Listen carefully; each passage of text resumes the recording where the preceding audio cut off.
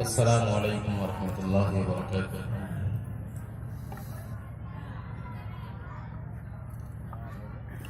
الحمد للہ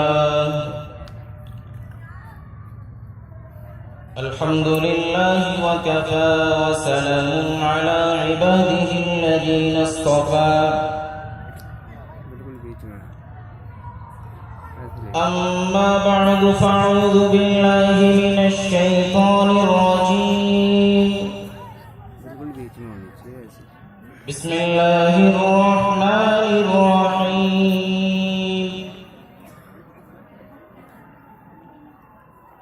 فلا وربك لا يؤمنون حتى يحكموك فيما شجر بينهم، وقال النبي صلى الله عليه وسلم: لا يؤمن أحدكم حتى يكون هواه تبعا لما جئت به، أو كما قال النبي عليه الصلاة والسلام: رب اشرح لي صدري ويسر لي أمري واحلل عقدة من لساني يفقهوا قولي۔ اللهم صل على سيدنا مولانا محمد في أوسط كلامنا، اللهم صل على سيدنا مولانا محمد في أوسط كلامنا، اللهم صل على سيدنا مولانا محمد في آخر كلامنا۔ قابل احترام صدر جلسہ، قابل قدر حضرات علماء کرام، سامعین اعظام اور پردہ نشین خواتین، اللہ تبارک تعالیٰ کا بے انتہا فضل و احسان ہے کہ اس نے ہم سب کو جامعہ اسلامیہ معراج العلوم کے سالانہ اجلاس عام کی نسبت سے جمع فرمایا۔ اللہ تبارک تعالیٰ ہمارے جمع ہونے کو کہنے اور سننے کو قبول فرمائے، دنیا میں اور آخرت میں کامیابی کا ذریعہ اور سبب بنائے۔ حضرات، انسان جب کسی چیز کی قدر کو نہیں پہچانتا اور اس کی عظمت کو نہیں جانتا تو اس کی وقت اور حیثیت اس انسان کے پاس کچھ نہیں رہتی۔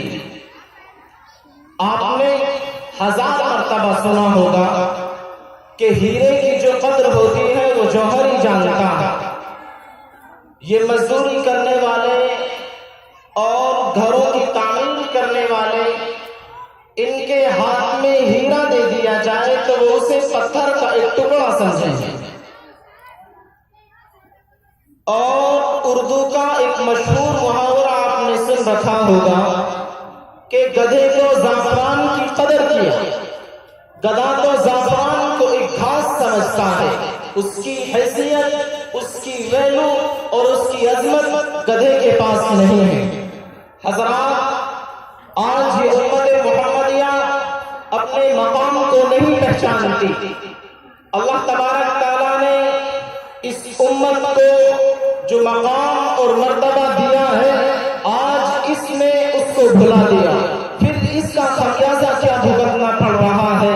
آج اس امت کے نوجوانوں کو کبھی اس موڑ پر تو کبھی اس ملک کے اندر، کبھی اس چوراہے پر تو کبھی اس چوراہے پر آج ذلیل کیا جا رہا ہے۔ حضرات، یہ دشواریاں اس لیے ہیں، آخر ہم تو نبی کی امت کے اندر پیدا کیے گئے، ہمارا مقام سب سے اعلیٰ ہے، ہم محمد رسول اللہ صلی اللہ علیہ وسلم کے امتی ہیں۔ وہ نبی جس کو اس کائنات کے وجود کے لیے بنایا گیا ہو، وہ نبی نہ ہوتا تو ہم سب کا وجود نہ ہوتا، جو سب سے افضل نبی ہے اور امت بھی سب سے افضل ہے۔ اللہ تبارک تعالیٰ نے ہم سب کو منتخب فرما کر محمد رسول اللہ کی امت کے اندر مبعوث فرمایا ہے، پھر ہم کیوں اس طرح کے ظلم و تشدد کا شکار ہوتے جا رہے ہیں؟ رات دن ہمیں پسپائی کیوں مل رہی ہے؟ ہم پیچھے کی طرف کیوں جا رہے ہیں؟ جو امت ایک نشان لے کر آئی تھی، جو امت ایک جھنڈا لے کر آئی تھی، جس امت کو بتایا گیا تھا کہ تم دنیا کے اندر جیو گے تو وما خلقت الجن والانس الا لیعبدون، اس پیغام کے ساتھ تمہیں جینا ہے جس کو جنت کی خوشخبریاں دی گئی ہو، جس کو جہنم سے ڈرایا گیا ہو۔ ارے ہم آزاد پیدا نہیں کیے گئے، ہم مادر پدر آزاد پیدا نہیں کیے گئے ہیں، کوئی جانور نہیں ہے جو جن کپڑوں کے ساتھ اور جس جسم کے ساتھ وہ پیدا ہوتا ہے اسی کے ساتھ وہ مر جاتا ہے۔ ہمیں اللہ نے لباس بھی دیا ہے، ہمیں اللہ نے شریعت بھی دیا ہے، ہمیں اللہ نے قرآن کریم بھی دیا ہے، پھر ہمیں رسول بھی عطا کیا ہے۔ پھر رسول بھی کون سا رسول؟ رسول بھی کون جس نے رات دن اس امت کے لیے آنے بھری ہو، رات دن دعائیں کرتا کرتا اس امت کے لیے جو چلا گیا ہو۔ یہ سب چیزیں ہمارے لیے، پھر آج امت پریشان کیوں ہے؟ کیوں ایسا ہو رہا ہے؟ نوجوانوں، کبھی اس کے اوپر آپ نے غور کیا ہے کہ ہمارے ساتھ اس طرح کا معاملہ کیوں کیا جا رہا ہے؟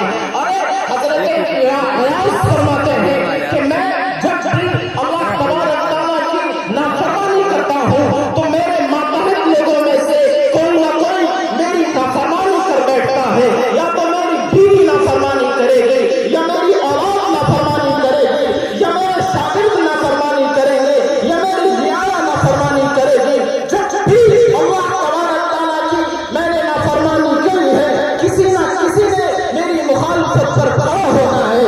ہر جب بھی میں اس راستے سے ہٹا ہوں اسی وقت کوئی نہ کوئی میرے خلاف آ کر کھڑا ہو گیا ہے۔ مسلمانوں، اللہ تبارک تعالیٰ کے راستے کو جب ہم نے چھوڑ دیا، محمد رسول اللہ صلی اللہ علیہ وسلم جو اصول بنا کر گئے، جو قانون دے کر گئے، جو شریعت بتا کر گئے، جب آج کا نوجوان اس سے بھٹکتا ہوا نظر آ رہا ہے تو پھر پریشانیاں نہیں آئیں گی تو کیا آئے گا؟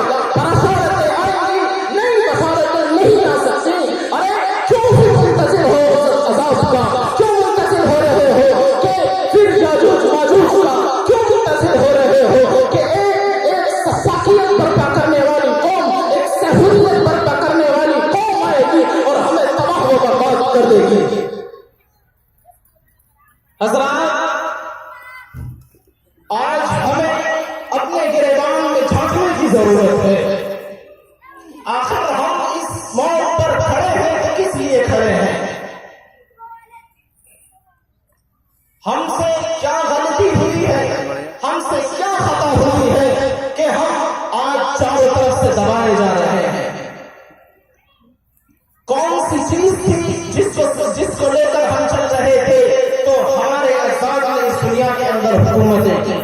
حالات بد سے بدتر ہوتے جا رہے ہیں۔ ایک مسلمان قوم بھی نہیں ہے جس کے پاس آئیڈیل اور نمونہ نہ ہو۔ سبھی لوگ ایسے ہیں جو بغیر آئیڈیل اور نمونے کے گھوم رہے ہیں۔ پھر یہ قوم تو وہ ہے جس کو سب کچھ دیا گیا پھر بھی انجان بن رہی ہے۔ نوجوانوں، اٹھو اور اس تخت شاہی کے لیے جس کی ساری دنیا منتظر ہے، جس کا بچہ جو صفاقیت کے اندر، صلح کے اندر پس رہا ہے، ہر بچہ منتظر ہے کہ کوئی کھڑا ہو اور کھڑے ہو کر پھر خالد بن ولید کی طرح دشمن کو للکارے، پھر محمد بن قاسم کی طرح آئے، پھر سلطان صلاح الدین ایوبی کی طرح فتح کے جھنڈے گھڑتا ہوا آئے۔ ارے قاضی صاحب بیان فرما رہے تھے، حضرت والا کی آہیں اور حضرت والا کا رونا اس بات پر تھا کہ آج یہ مجلس اور آپ کی اس کے اندر غیر حاضری، اگر یہ کوئی مجلس دوسری ہوتی، اگر یہاں پر فاحشہ عورتیں ناچ رہی ہوتی تو نوجوان آج اس خلے کو بھر چکا ہوتا، اس محفل کو بھر دیا گیا ہوتا۔ آج سب سے کم اگر سامنے بیٹھے ہوئے ہیں تو ہمارے نوجوان بھی ہیں، اور اگر دنیا کے اندر سب سے زیادہ فکریں کی جا رہی ہیں، اگر